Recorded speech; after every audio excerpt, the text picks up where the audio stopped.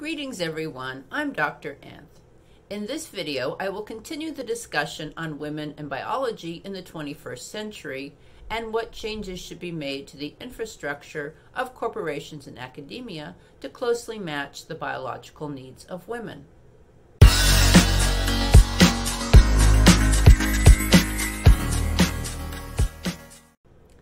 Until the 1970s, it was very difficult for women to have careers in academia and corporations. In the intervening 50 years, women have been gradually moving into these organizations that were constructed by and for men.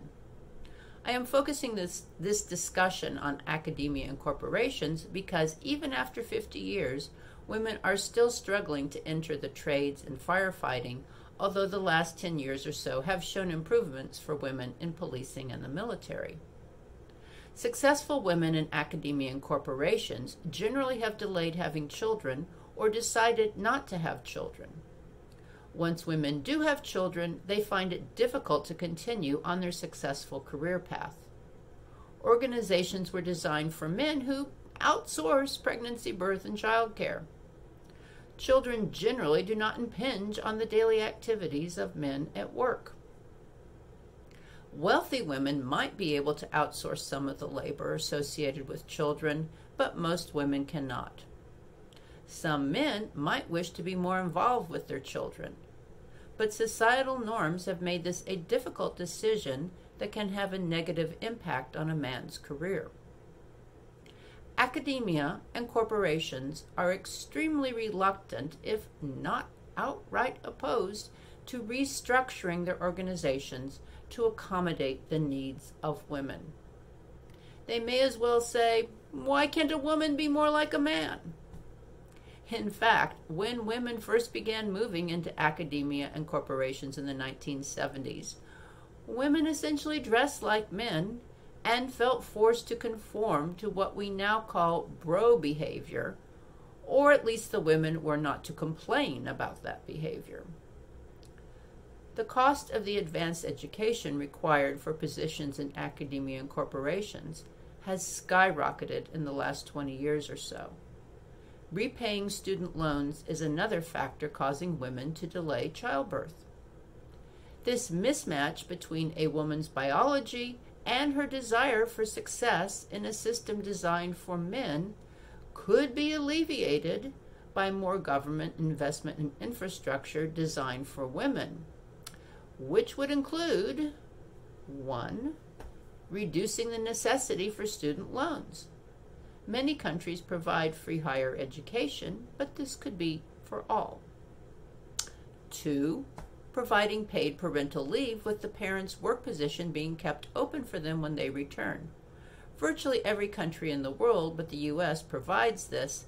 However, only a few countries provide benefits that fully support new parents.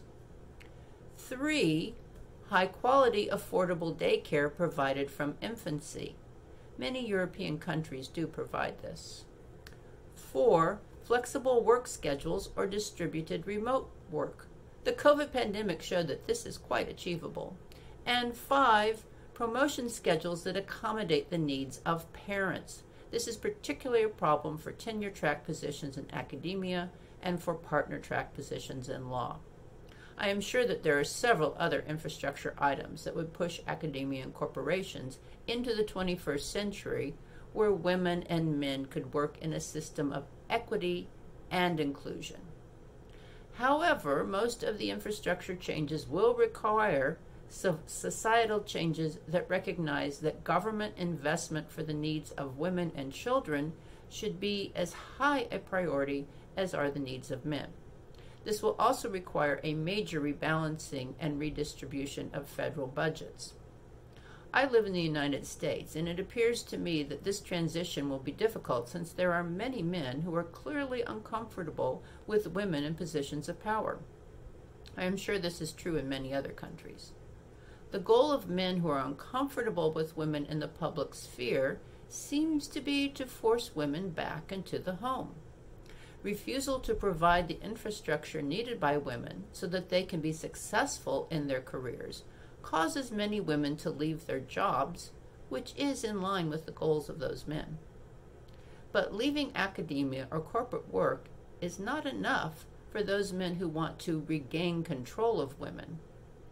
Women who delay having children until they are in their 30s have fewer children.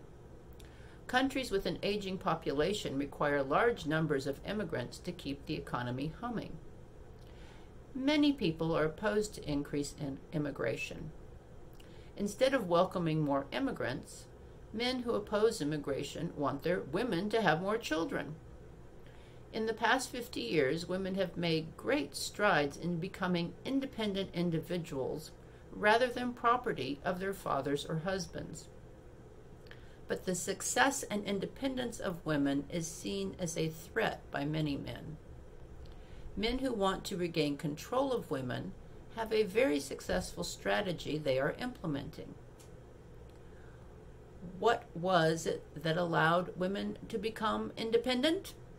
It was the ability of women to control their own reproduction.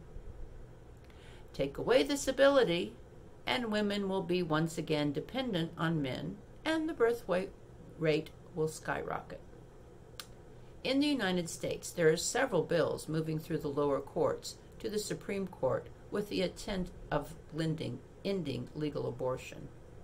Several states are also attempting to pass measures that limit access to birth control.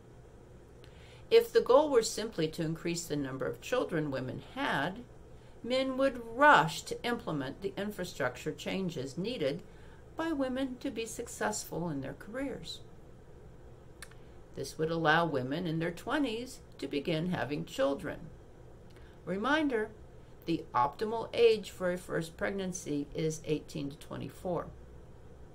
But the real goal of these men is to regain control over women, to return women to a state of property, to deprive women of the status of full, independent human beings living in equity and inclusion with men.